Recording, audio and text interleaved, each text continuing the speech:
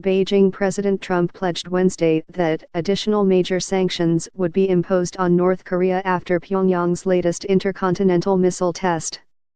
Trump's statement followed a telephone conversation with Chinese President Xi Jinping, whose country is an economic lifeline for North Korea. Beijing's backing is needed for any additional economic pressures on the regime of Kim Jong-un, and it was unclear how far China could go in applying new sanctions. Just spoke to President 11 Jinping of China concerning the latest provocative actions of North Korea, Trump tweeted. Additional major sanctions will be imposed on North Korea today. This situation will be handled. In Washington, Secretary of State Rex Tillerson said a range of additional U.S. sanctions were being considered. We have a long list of additional, potential sanctions, some of which involve financial institutions, he said when asked about possible measures as he posed for photos with the visiting Bahraini Crown Prince. And the Treasury Department will be announcing those when they are ready to roll out.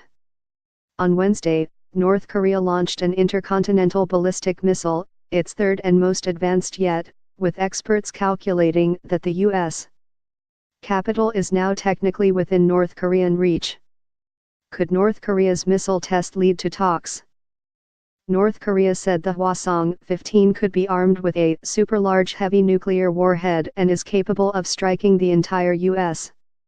mainland. In a government statement, it said Kim declared with pride that the country has achieved its goal of becoming a rocket power.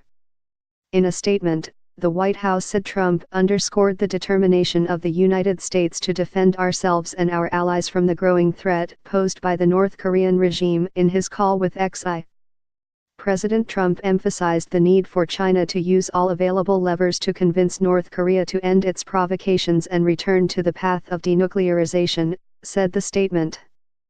According to China's state news agency Xinhua, Xi told Trump that denuclearization of the Korean peninsula is China's unswerving goal and China is ready to join the U.S.